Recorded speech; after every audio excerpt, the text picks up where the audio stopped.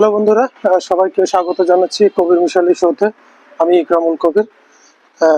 পবিত্র রমজান মাস চলছে, আপনারা জানেন যে সম্মানিত মহিমান্বিত পবিত্র মাস।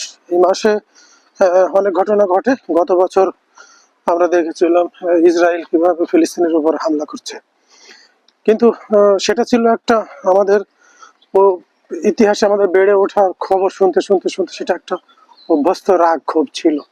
কিন্তু চলতি রমজান মাসে আপনারা হঠাৎ করে শুনলেন যে পাকিস্তান এবং আফগানিস্তান তারা যুদ্ধে লিপ্ত হয়েছে, এবং এই যুদ্ধে লিপ্ত হওয়ার কারণ আমরা খুঁজে পাচ্ছি না।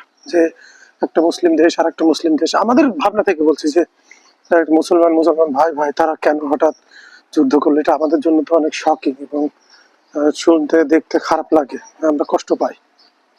তো আপনার কি মনে হয় এটা কেন যুদ্ধটা হচ্ছে? তো যদি কোনো কারণ খুঁজে না পান তাহলে একদম ভেবে নেবেন যে আমরা খুবই সাধারণ মানুষ এবং খুব সাধারণভাবে এটা চিন্তা করি, এই জন্য হয়তো পাওয়া যাচ্ছে না।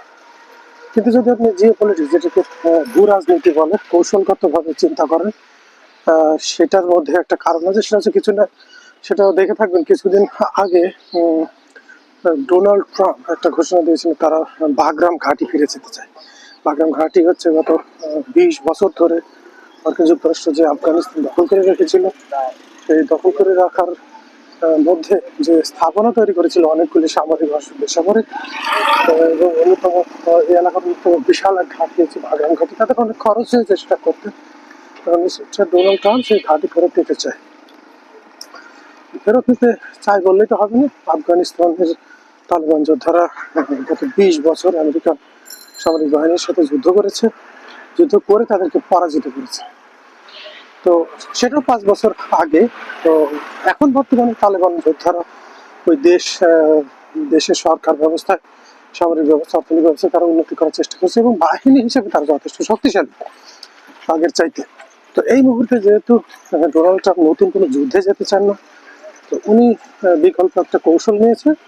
যে এই কৌশলটা হচ্ছে তাদেরই প্রক্সি ভাই পাকিস্তানের মাধ্যমে। সেটা কেমন? সরাসরি এখন যদি পাকিস্তান আফগানিস্তান একটা দ্বন্দ্ব বাঁধানো যায়, যুদ্ধ বাঁধানো যায়, তো অবভিয়াসলি পাকিস্তান সামরিকভাবে অনেক শক্তিশালী একটা রাষ্ট্র, তার সমস্ত বাহিনী আছে। অন্যদিকে আফগানিস্তানের কিন্তু শুধুমাত্র পদাতিক বাহিনী ছাড়া অন্য কোনো বাহিনী নাই, যেমন আকাশ প্রতিরক্ষা ব্যবস্থা তাদের নাই, বিমান বাহিনী নাই। তো এই সুবিধাটার কারণে পাকিস্তান কিন্তু বিমান হামলা করছে। আপনারা দেখবেন যে সীমান্ত এলাকায় বিমান হামলা করছে, ইভেন কাবুলেও বিমান হামলা করেছে পাকিস্তান। তো এই হামলাগুলি তারা কিন্তু ঠেকাতে পারবে না। যেহেতু ঠেকাতে পারবে না, এখন তাদেরকে কূটনৈতিক টেবিলে বসা ছাড়া অন্য উপায় নাই। এবং বরাবরের মতো পাকিস্তান সেই মার্কিন যুক্তরাষ্ট্রের প্রক্সি ভাই হিসাবে, যদিও আমরা ভাই ভাই বলে থাকি, কিন্তু কূটনীতিতে কিন্তু এই ভাইয়ের কোনো জায়গা নাই।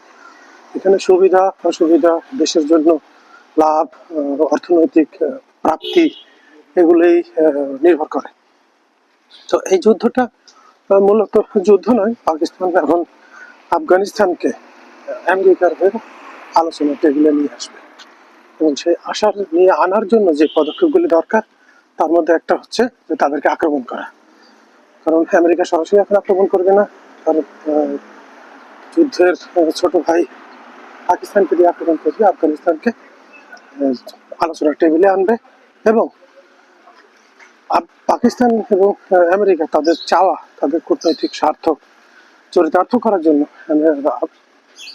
আফগানিস্তানকে বাধ্য করবে, এবং এর মাধ্যমে আমেরিকা আবারও এই এলাকায় তার প্রভাব আবারও মানে অক্ষুণ্ণ রাখার চেষ্টা করবে।